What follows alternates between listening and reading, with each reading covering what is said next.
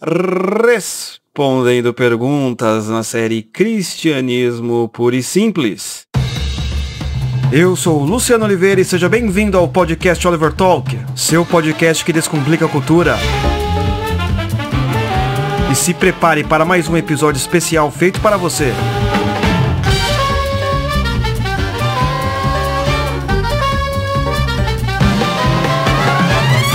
Meus amigos, minhas amigas, eu preciso parar um pouco e responder muitas perguntas que nós estamos recebendo. Estamos não, né? Parece que eu estou falando como se eu fosse muitos, né?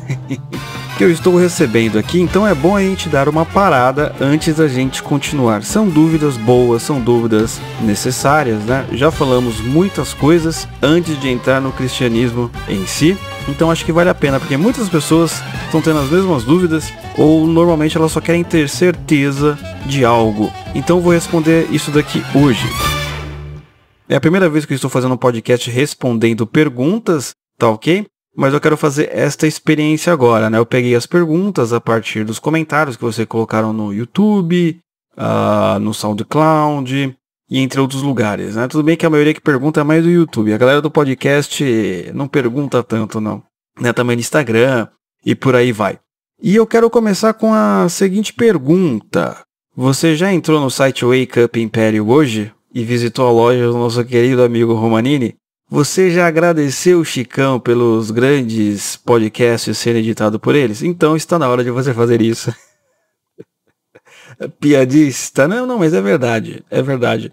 Isso é necessário para que a ordem e a beleza continue dessa maneira, certo?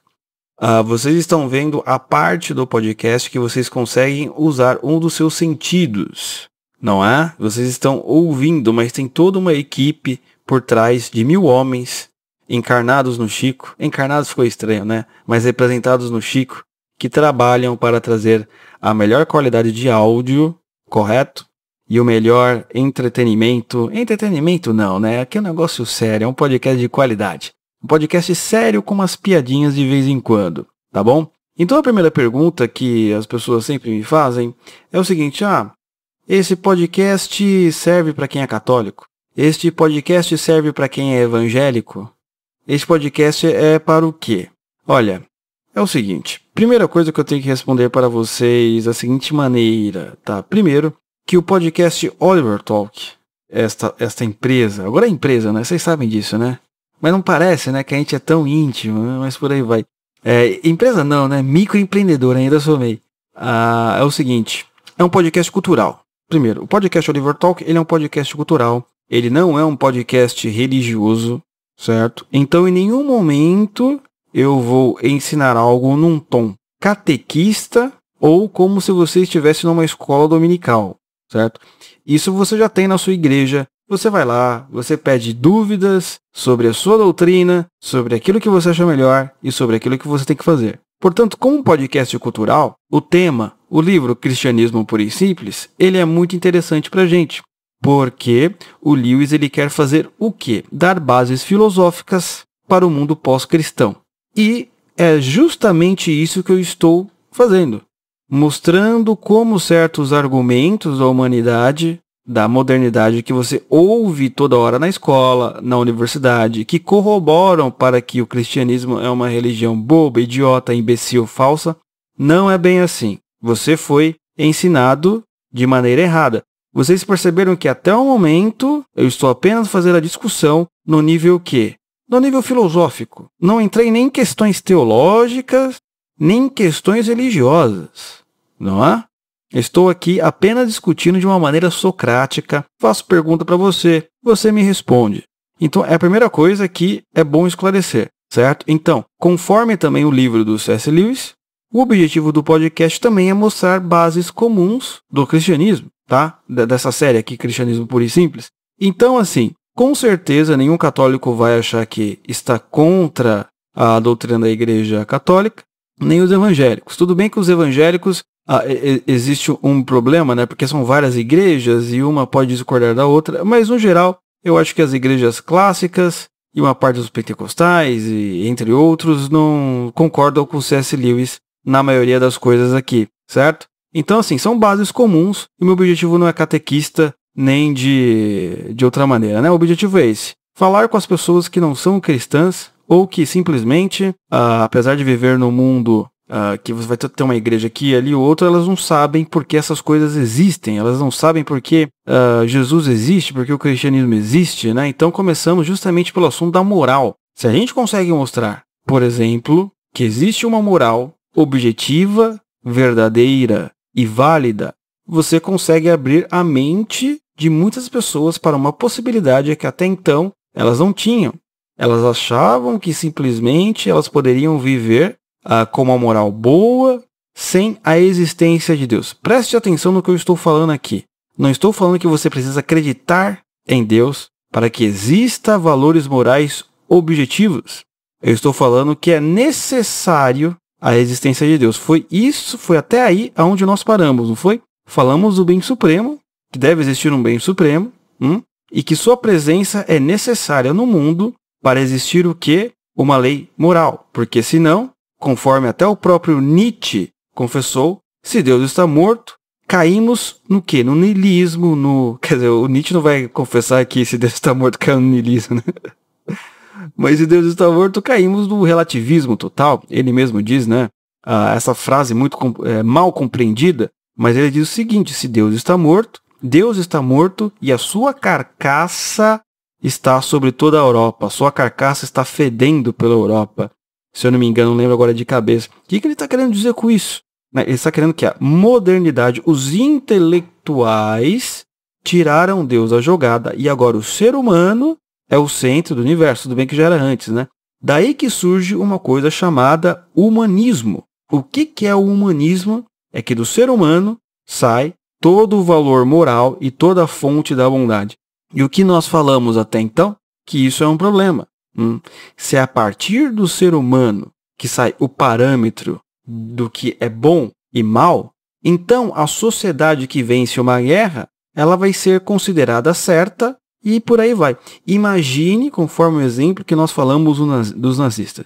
Se são os nazistas que vencem a guerra, e eles continuam com o campo de concentração, se é do ser humano que sai todo o padrão moral, então toda a humanidade vai considerar o quê? Os nazistas certos. Não, eles estão certos mesmo eles estão moralmente certos em continuar o seu genocídio. Agora, mesmo que os nazistas continuem, tivessem vencido, mas se o padrão moral vem de um ser superior, não interessa se eles venceram ou não. Vai continuar errado do mesmo jeito. Este é um ponto muito importante. Inclusive eu peguei aqui um trecho do livro do William Lane Craig, o maior apologeta cristão da nossa era, pelo menos um dos maiores, né? O livro se chama Em Guarda, em defesa da fé cristã com razão e precisão, não é?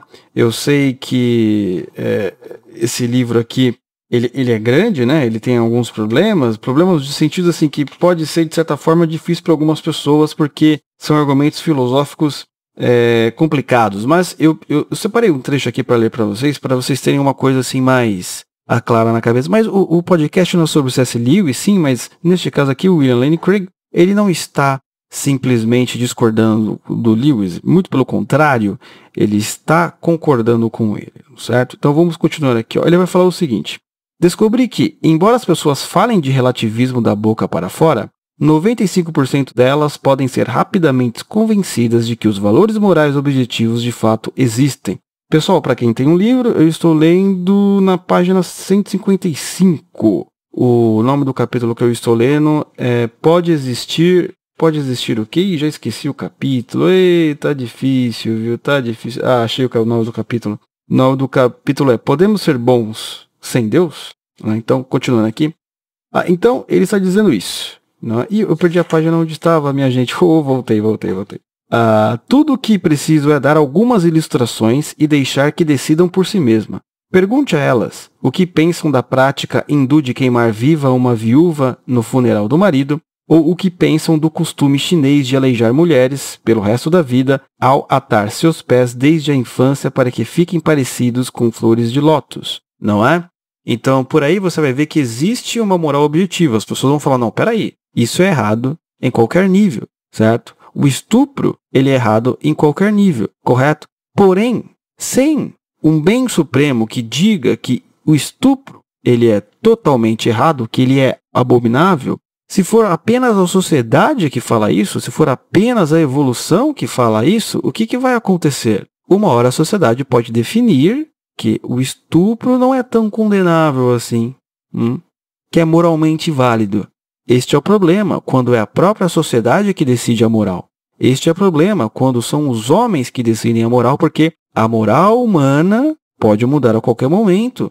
Então você percebe, você reconhece, as pessoas reconhecem que, peraí, não pode ser então os homens que definem isso, porque de repente eles podem falar que abuso de crianças é algo normal. Então não interessa se o homem pode falar em algum momento que o abuso infantil é normal. O que interessa é que sempre será considerado errado. Isso é muito interessante. Ele vai falar de uma discussão que ele teve numa universidade aqui com algumas pessoas. Olha que interessante esse argumento aqui que ele vai usar.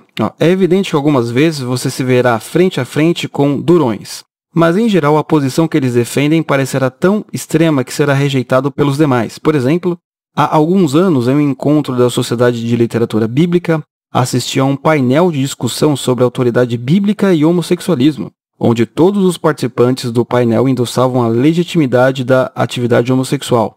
Um deles descartava proibições bíblicas de tal atividade com o argumento de que elas refletiam um contexto cultural em que foram escritas, uma vez que esse é o caso de todas as ordens dadas nas Escrituras, pois a Bíblia não foi escrita no vazio. Ele concluiu dizendo que não existem nas Escrituras verdades morais, atemporais e normativas. Na discussão que se seguiu, eu argumentei que uma visão como a dele leva ao relativismo sociocultural, o que torna impossível criticar os valores morais de qualquer sociedade, inclusive de uma sociedade que persiga os homossexuais. Ele respondeu com um lenga-lenga teológico meio obscura e alegou que não há lugar fora das Escrituras onde possamos encontrar valores morais atemporais também. Mas isso é precisamente o que chamamos de relativismo moral, disse eu. De fato, na sua visão não há conteúdo para a noção de bondade de Deus. Ele poderia estar perfeitamente morto. E Nietzsche reconheceu que a morte de Deus leva ao niilismo. Nesse momento, outro participante do painel se manifestou com uma refutação do tipo cala a boca.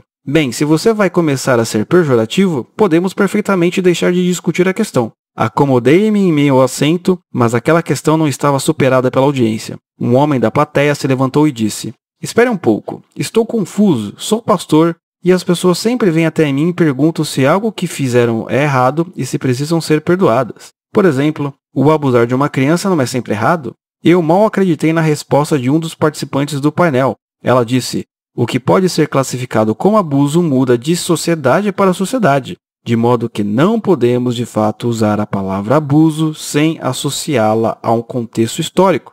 Chame como você quiser, insistiu o pastor, mas abusar de uma criança é algo prejudicial a ela.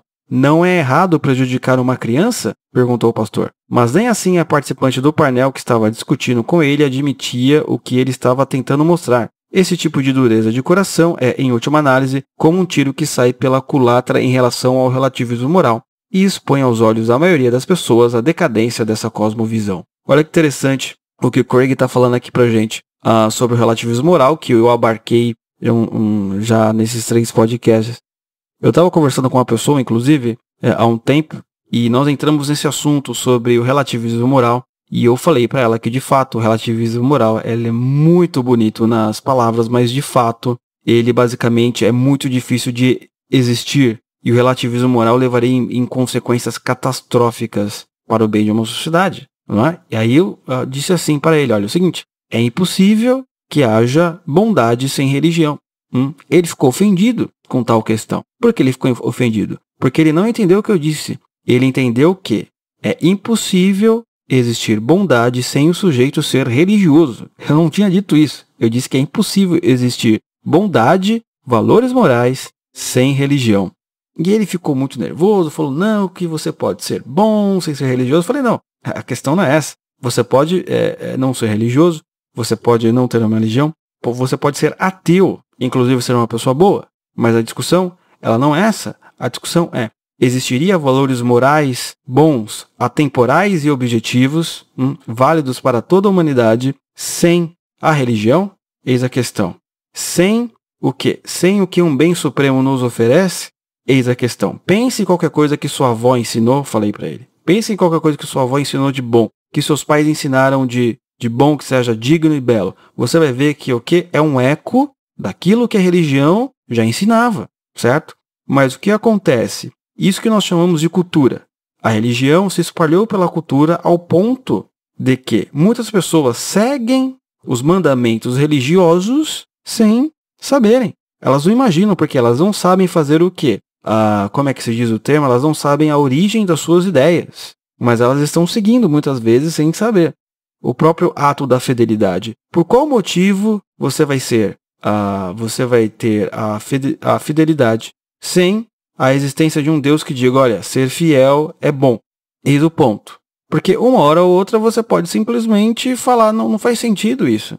Eu posso simplesmente, por uma questão sociobiológica, eu posso simplesmente por uma questão, por assim dizer, evolutiva, de seguir meus prazeres, ter quantas mulheres eu achar melhor. Então, este é o ponto, certo? Uma pessoa que, por exemplo, que de fato não acredite que um valor moral possa vir de um bem supremo, conforme nós falamos nos outros episódios, não significa que ela não vai fazer, que ela é má por natureza, certo? Isso seria uma bobagem, até porque é só a gente observar, na realidade, a gente observa e a gente percebe, por exemplo, pessoas religiosas que são malignas e pessoas que não têm religião e que são pessoas boas. Você pode ver, por exemplo, já tivemos aqui no Brasil o caso de quem? Da Flor de Lis, não é? Que ela é pastora, se eu não me engano, né? Que ela é pastora, tal, fez aqueles negócios, né? E por aí vai. Então, esse é o primeiro ponto que eu quero apresentar. Então, eu só falei tudo isso, porque o que nós estamos fazendo aqui no final? Nós estamos tendo uma discussão filosófica de uma maneira simples. Nós estamos aqui, o podcast é o quê? A Praça em Atenas. Nós estamos aqui conversando de uma maneira simples sobre estes argumentos filosóficos esquecidos, não é? Porque são realmente esquecidos, porque não são ensinados na escola, não são ensinados na universidade e por aí vai. Então, tudo isso só para responder a pergunta inicial. E tem uma outra coisa também, uma boa complementação para este episódio é o episódio que eu fiz sobre o C.S. Lewis. Eu vou deixar aqui no link na descrição, que se chama O Chuta Santo e o Idólatra. Por que o nome desse episódio Chuta Santo e Idólatra? Porque é o seguinte, vocês sabem como funciona a relação católicos e evangélicos no Brasil, correto? O que o evangélico chama o católico, chama o que de idólatra. O idólatra lá, adorador de santo, sei lá o quê. E o que o católico chama o evangelho de chuta santo? Nem todos os católicos chamam de chuta santo. Mas o que eu chamo, você vai ver. Cada um, você entendeu? Nessa de querer mostrar quem tá certo e quem tá errado. Evidente, tem que ter um certo.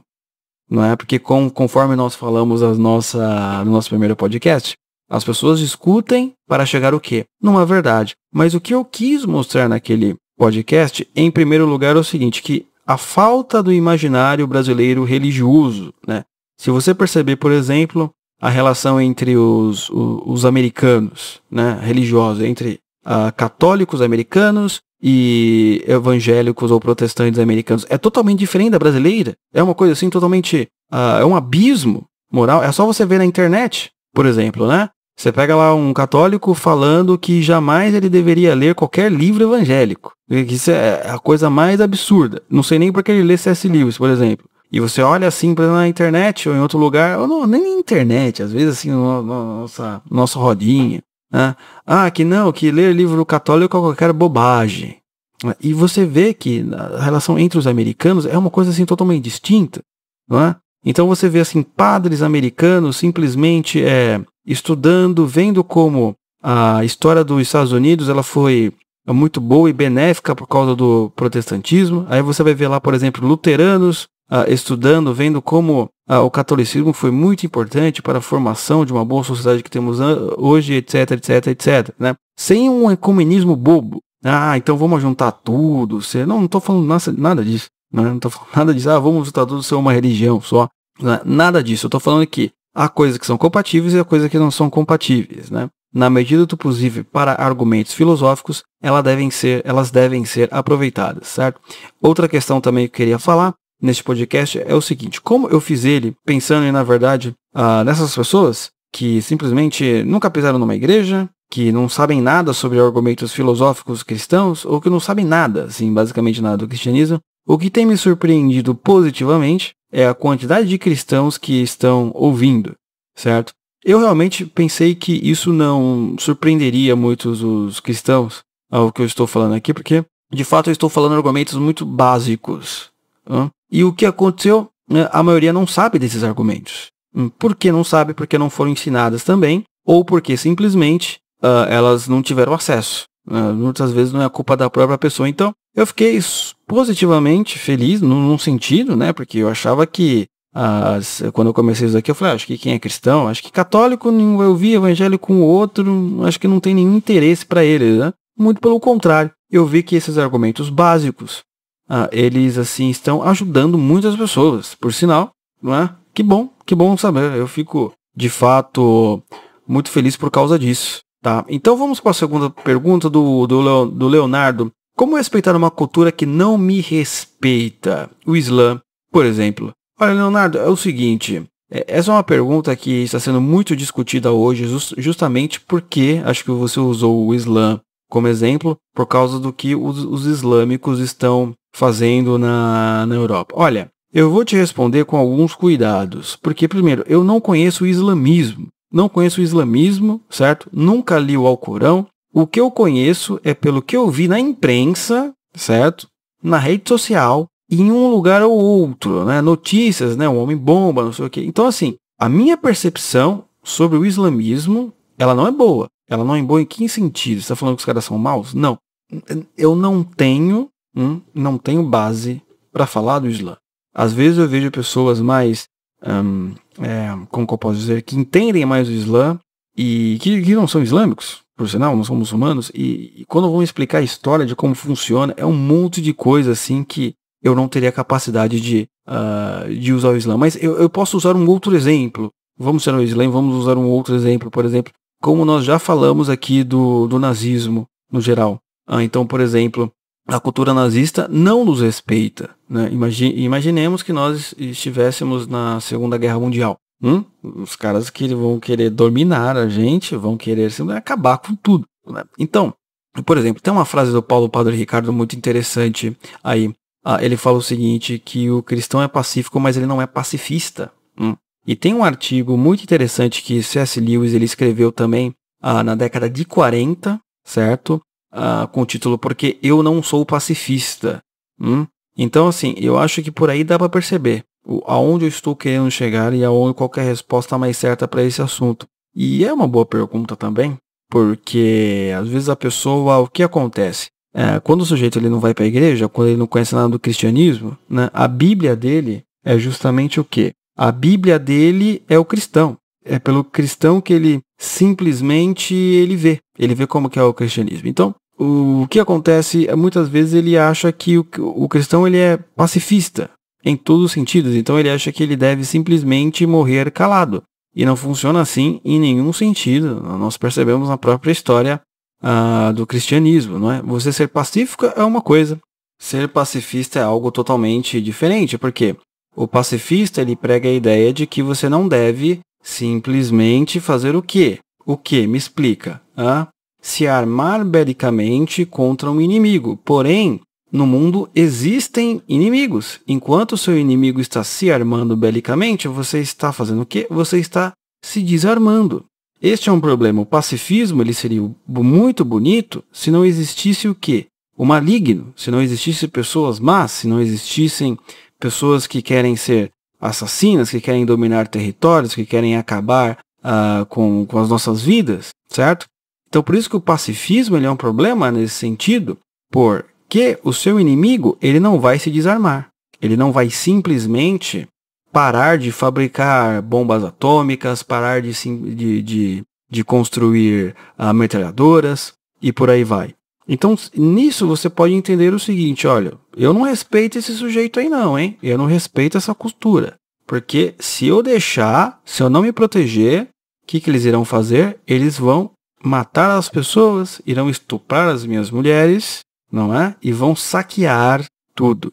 Então, acho que essa é uma boa maneira de se reagir. E as pessoas já se reagem dessa maneira, né? Quando você percebe que há um inimigo querendo simplesmente acabar com tudo. Então, espero que você tenha entendido o que eu quis dizer sobre como reagir a uma cultura que não se respeita, né? Deixa eu olhar aqui, como respeitar uma cultura que não respeita. Então, resumindo, você não deve respeitar. Você não tem que respeitar os nazistas, porque senão você vai estar dando um valor. Você simplesmente não respeita, correto? Você simplesmente combate. Essa é a melhor expressão, correto? E você pode combater também intelectualmente, como nós estamos fazendo aqui. Porque se você não combate, o que acontece? Eles irão combater e eles irão vencer. Correto? Se não existisse pessoas que combatessem os nazistas, o que aconteceria? Eles teriam dominado tudo. O eixo, neste caso. Correto? Então é isso que eu queria falar. Então vamos para outra pergunta do Oliveira. Ótima aula, parabéns pela iniciativa. Pergunta: qual o argumento para dizer que a escravidão sempre foi errado? Bem, o argumento para dizer que a escravidão sempre foi errado é o argumento que a moral ela não é relativa. O fato de alguns povos do passado terem aceitado a escravidão não significa que aquilo esteja certo. O fato de alguns povos do passado estuprarem as suas mulheres em rituais macabros significa então que o estupro então naquela época era certo? Não, porque aí, conforme nós lemos aqui no William Lane Craig, nós cairíamos num relativismo moral. Nós não teríamos uma objetividade da moralidade, certo? Então, isso significa o quê, no geral das coisas? Que se existe uma moral objetiva, e o que eu quero dizer como objetivo aqui, né? Então, deixa eu explicar, né? Eu estou usando muito esses termos, objetivo, subjetivo. O que é subjetivo, quando eu falo subjetivo? É que depende da opinião de cada pessoa. Basicamente isso, depende da opinião de cada pessoa. E o que é objetivo? Objetivo independe da opinião de cada pessoa, não é? Então, por exemplo, o que é o subjetivo? É o gosto do café. Tem gente que gosta de café, tem gente que odeia café, não é verdade? Agora, objetivo é algo, por exemplo, como o próprio estupro. É moralmente abominável. Não é simplesmente uma questão assim cultural, relevante. É moralmente abominável. Mas isso só é moralmente abominável desde que exista um ser supremo que diga que isso é moralmente abominável, porque senão vai depender do quê? De cada época. Cada época vai definir o que é moralmente abominável, etc, etc, etc. Então isso é um problema. Evidente que nós temos que olhar também um outro aspecto. Os seres humanos, ao longo do tempo, foram aprendendo a aplicar a moral da melhor maneira possível. Foram, nesse aspecto, evoluindo, mas não evoluindo no sentido darwiniano da palavra, né? Tipo, da evolução das espécies e por aí vai, né? Mas sabendo tratar as pessoas cada vez melhor, de acordo com a regra moral principal. Então, este é um aspecto que deve ser observado, certo? Outra pergunta. Evandro pergunta: todo contraponto negativo não existe por si só? É isso? O frio não existe? Ele é corrupção do calor? Elétron não existe? Ele é perversão do próton? A escuridão não existe? Ela é a perversão da luz? Bem, então essa pergunta do Evandro, ela faz parte do último podcast, né, que eu falei sobre a origem do mal. E eu disse que a origem do mal, ela é a corrupção do bem, né, que é a versão cristã, por assim dizer, que explica a origem do mal, né, ela é a corrupção do bem, e todos os nossos atos malignos, né, malignos, principalmente malignos, ele é a corrupção do bem. Então vamos lá, Evandro. Assim, esse argumento que você está usando do contraponto negativo, ele não pode ser usado para a aplicação das virtudes. Eu estou falando de virtudes e vícios, correto? O que é vício? Lembra que eu estou falando na sua definição grega, como os filósofos gregos usavam. Vício não é de viciado em droga necessariamente, mas é de corrupção da virtude. É bom sempre ter isso na cabeça de vocês, certo? Então é o seguinte, mas ainda assim nós temos alguns problemas de ordem conceitual aqui no seu argumento. Em primeiro, o frio não existe, ele é a corrupção do calor? Não é, porque o frio, de acordo com a linguagem física, né, física matemático, O frio, na verdade, ele é a ausência de calor. Então, veja bem, por aí já é diferente. Por quê? Você veja bem, você ter uma ausência não significa corrupção, correto? Então, imagine, por exemplo, vamos pensar no calor e no frio. Você tem um corpo, este corpo, ele transmite o quê? Ele gera energia, e justamente por causa dessa energia vem o calor, correto? Perfeito? Isso dá para entender, não é? Então, é só você pensar no corpo do ser humano. O corpo do ser humano, ele é movido por uma série de fatores, a alimentação, é o sangue correndo, é o coração batendo, é o pulmão e por aí vai, né? A energia pulsante, viva do ser humano, e tudo isso gera o quê, gente? Calor. Quando nós falecemos, nós não temos mais esse calor, porque não tem mais energia. Evidente, né? Evidente, acho que dá para entender isso. E logo ficamos frio.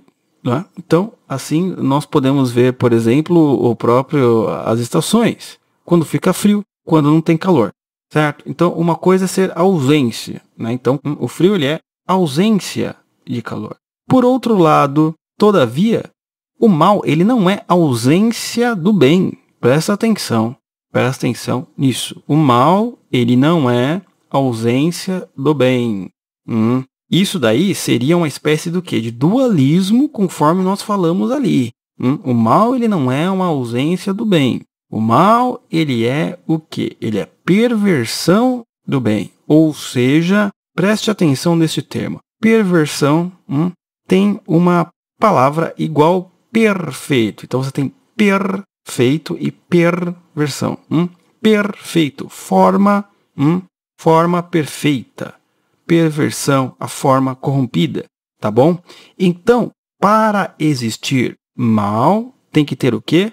Um bem, mesmo que este bem seja corrompido. Então, não é ausência de bem, entendeu? Não é ausência de bem. É o bem em sua forma corrompida, certo? É uma coisa totalmente diferente, né? Lembra que quando nós falamos que para o cristianismo que o anjo, né, ele virou o quê? O querubim, ele vira Satanás. Não é como a ausência de anjo que ele vira Satanás, né? Então, são categorias totalmente diferentes, não é? Esse argumento, né, da linguagem física matemática não pode ser usado para este argumento moral, até porque o que é física e a matemática nesse sentido, né? É uma maneira, é uma linguagem universal para você entender fenômenos naturais, correto? Que não dá para ser aplicado na sua devida proporção nos elementos morais que nós estamos usando agora, né? Não é uma ausência, é uma corrupção do bem. Então, a mentira, ela não é ausência da verdade. A mentira, ela é uma verdade corrompida. Você entendeu? É uma coisa totalmente diferente. Uma coisa totalmente diferente. Por exemplo, a sua mãe pergunta se você foi na escola. Você fala que sim, você foi na escola, mas na verdade você não foi. Você cabulou a aula e enganou ela. Você mentiu. Mas para essa mentira poder ter sido usada, você usou uma parte da verdade. Sim, mãe, eu fui para a escola. E você a corrompeu em seu próprio benefício. Então, veja bem, não há ausência de verdade aí. Não há ausência. Há o que? A verdade corrompida. Há a verdade deformada. Deu para entender isso? Eu acho que ficou claro dessa vez, né? Então, não é ausência, voltando novamente, é a corrupção do bem. Isso que é daí que vem, é assim que o cristianismo entende o mal. Aí ele continua falando aqui. Eu fiquei confuso também, pois você trata da criação do mal e se o mal existe. Você considerou o mal natural, terremotos, meteoros, furacões, vulcões? Não existe? Então, você veja bem, esses elementos da natureza são elementos da natureza. A natureza, ela não é nem moral e nem imoral. A natureza, ela é amoral, certo? A natureza, ela é amoral. Você não pode julgar com nossos critérios morais o que acontece na natureza. Uma cobra, por exemplo, ela é má ou ela é boa? Você pode achar a cobra boa, mas ela te pica, ela te mata. Não adianta você ficar triste. Você chega na frente de um leão. Você está lá na frente do leão, o leão, ele simplesmente olha para você. Você é um cara religioso. Você é um cara bonzinho. O leão não quer saber se você é bom, se você é mau. Ele vai te devorar.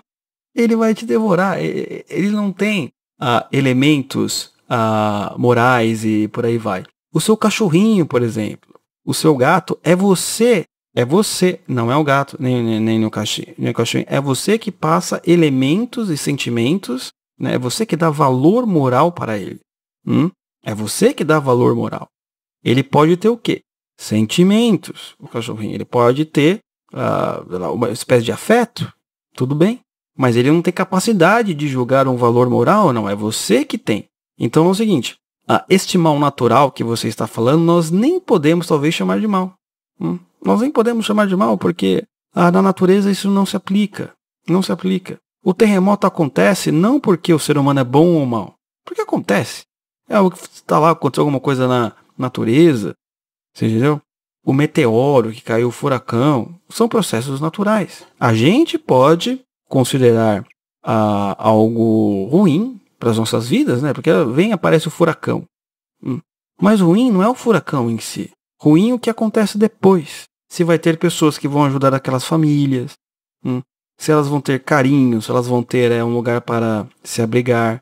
Este é o verdadeiro mal. Agora, furacão, vulcão, isso são processos naturais da natureza que não são nem morais e nem imorais, certo? São amoral. Ou seja, você não pode julgar a partir de uma categoria moral que nós estamos conversando aqui agora. Correto? Não faz sentido isso. Aí sim, você pode ter alguma outra discussão. Aí nós teríamos uma outra discussão. Deus ele pode usar terremoto, meteoro, furacão. Isso daí é uma outra discussão. Não é a discussão filosófica que nós estamos tendo agora aqui. É uma outra discussão para um outro podcast, para uma outra sessão. Então, pessoal, eu quis dar esta paradinha aqui para eu colocar alguns conceitos importantes para a gente não avançar, para vocês entenderem tudinho que a gente está falando, que a gente está acontecendo, para a gente poder avançar, porque eu sei que, de certa forma, os conceitos são complicados, né, que são conceitos de ordem filosófica, mas aos pouquinhos a gente vai aprendendo a coisa, não tem pressa, né? Nós temos aí um semestre inteiro para explicar isso, não é? Então, eu peço que vocês continuem enviando as dúvidas, tá? Seja no YouTube, seja no podcast normal. E aí, o que acontece daqui a 5 podcasts, né? Eu vou fazer sempre de 4 em 4. Aí, no quinto, eu faço apenas respondendo perguntas, tá? E aí eu junto tudo, respondo aqui pra gente continuar o nosso papo, a nossa conversa. Certo, pessoal? Então, muito obrigado. E não se esqueça de assinar, né, gente? Não se esqueça de ajudar a gente lá no Oliver Club. O link está na descrição, lá com a nossa escola de filosofia, na escola de formação cultural, né? Sabe que aqui é o Oliver Talk, né? O podcast que descomplica a cultura, né? Descomplicando para você argumentos terríveis. Mas muitas das coisas que nós ensinamos aqui tá lá, né? Só que lá nós lemos no original. Faça uma visita, vai estar o link aí abaixo, né? Do Oliver Club, do Teatro das Ideias, os livros que nós estamos lendo. 7 dias grátis para você testar. E aí o que acontece? Além de você ficar inteligente, você vai ajudar aqui este trabalho para que alcance bastante pessoas, porque se está sendo bom para você, por que não contribuir para ser bom para o seu próximo, certo? E também vou pedir outro favor para você. Me adicione lá no Instagram, para a gente chegar a 10 mil seguidores, tá? O link também vai estar aqui na descrição, chama o próprio Oliver. É importante, eu peço para você não apenas por uma questão de, de uma questão de vaidade, mas é porque quando a gente chegar a 10 mil seguidores, eu vou poder usar o bendito arrasta para cima, e aí fica mais fácil para todo mundo, para ouvir os podcasts, eu colocar os links, porque agora quando eu falo do podcast, eu falo assim pro cara, ó, link lá na descrição, o cara tem que sair do Stories e na bio do Instagram, nossa, cara, então, para facilitar a vida de todo mundo, por uma caridade ao próximo, o que custa, né? Me seguir no Instagram, certo, pessoal? Então, fica até a próxima semana. Um abraço para os meninos e um beijo para as meninas. Fui!